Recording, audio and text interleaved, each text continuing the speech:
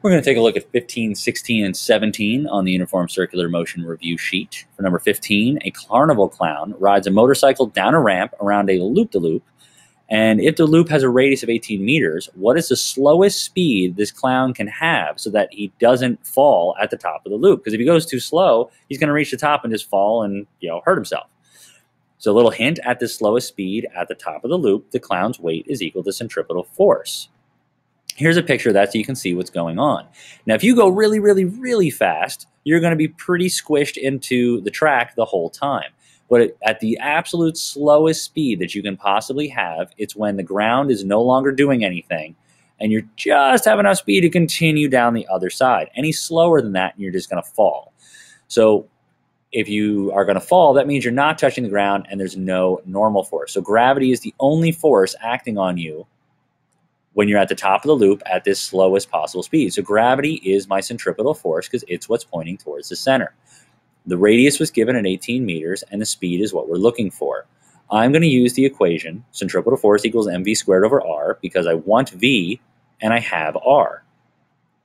Well, my centripetal force is gravity, which is m times g right here, and mv squared over r is not touching that, leaving that alone.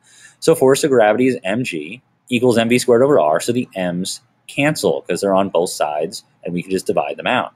That leaves me with g equals v squared over r. But I'm trying to solve for v, so I'm going to multiply r over to the other side, which is why we have g times r.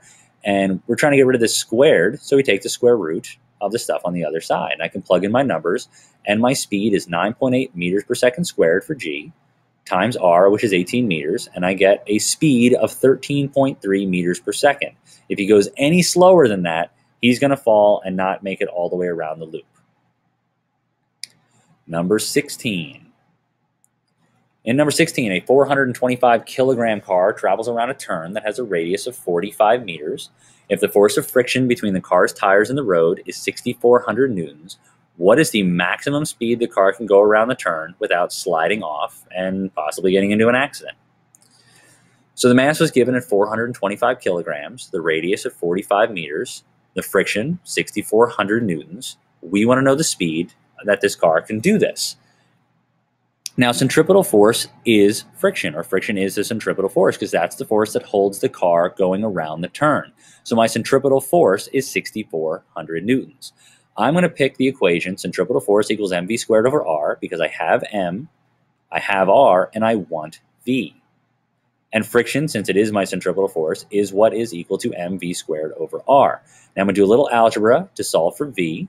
So I'm going to multiply r over to the other side. That's why it's friction times r down here. I'm going to divide the mass out of the numerator, which is why it's now in the denominator on the other side. And I need to do the square root to get rid of the squared. There we go. Plugging in my numbers, my friction is 6,400 newtons. My radius is 45 meters, and my mass is 425 kilograms. Plugging into my calculator, I get a speed of 26 meters per second. If you try and go any faster than that, you will not hold the turn, and you will slide to the outside. Anything under that, you can hold the turn just fine. Number 17. Number 17 is there's a curve with a radius of 120 meters. It's banked at an angle of 18 degrees. If you ever look at the roads in your area when you are going to go around a turn, often they're banked toward the inside of the turn, meaning that it sort of goes uphill toward the outside of the turn. That's pretty common on highway ramps and other turns. Now the question is, at what speed can it be negotiated under icy conditions where we have no friction? By the way, this is how they figure out what those little yellow speed limit signs are when you're approaching a turn that says don't go faster. We know the speed limit is 30 miles an hour on this road, but don't go faster than 15 here. And that's because we know you can travel this speed around this turn. Well, how does this work? Here's the car. Let's pretend we're behind the car and it's going away from us and turning to the left. So we're getting sort of the behind the car view of the forces acting on it. We know the radius is 120 meters. We know that the angle of the hill is 18 degrees. And what forces are acting on it? Gravity is down. The normal force goes up and at an angle. And it said there's no friction. Let's assume there's absolutely no friction whatsoever on this problem. Now, normally we tilted our axis and we said that the normal force is right along the y-axis and anything going along the hill is the x-axis. That's what we did with forces. We're going to not do that this time. We're going to just acknowledge that the normal force is upward and at an angle. Well, that means that some of the normal force goes straight up and down, and some of it is going toward the center of the circle. Well, this some of it that goes towards the center of the circle is the force that allows you to make this turn if there's no friction at all. It's the part of the normal force that's pushing you toward the center. Okay, so the normal force that pushes towards the center is the centripetal force. Well, this car is not accelerating up and down. That means the upward y part has to be equal to the downward force of gravity. So the normal force in the y direction equals force of gravity. Doing a little bit of geometry, the normal force in the x direction is the opposite side of my triangle. So it's the sine of 18 degrees times the normal force itself, because that's my hypotenuse. That's my normal force in the x, right here, sine of the angle times the normal force. And for centripetal force, I'm going to pick mv squared over r as my equation I want for centripetal force, because I have r and I want v. So I'm going to pick the one that has v in it, because that's what I'm looking for. Now, for the normal force in the y direction, we know that's equal to force of gravity. And normal force in the y is the adjacent side. So that is the cosine of the angle, 18 degrees, times the normal force. And force of gravity is just mg. So I just took this equation and expanded it for what normal force is in the y direction and what force of gravity is. And I'm going to divide these two equations. I have a simultaneous equation.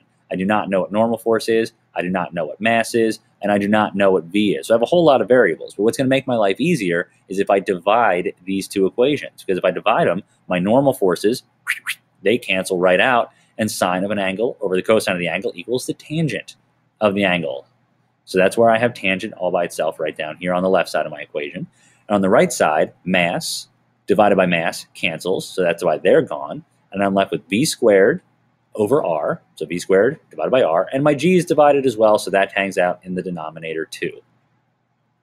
I'm trying to solve for the v, so I'm going to multiply r and g over to the other side, so I would get tangent of the angle times rg, and that's why I have all those multiplied here, but I don't want v squared, I just want v, so I take the square root, and now I can plug in my numbers. The square root of the tangent of 18 degrees times the r, which is 120 meters, times g, which is 9.8 meters per second squared, equals v. And that gives me a speed of 19.5 meters per second is how fast this car can go around this turn, even if it's completely icy and there's no friction at all. And that's why it's always a good idea to pay attention, especially in bad road conditions, to those little yellow recommended speed limit signs. They're trying to help you out. They're saying, hey, even if it's bad out, you should be able to go this speed around this turn. And that's how they figure out what those should be.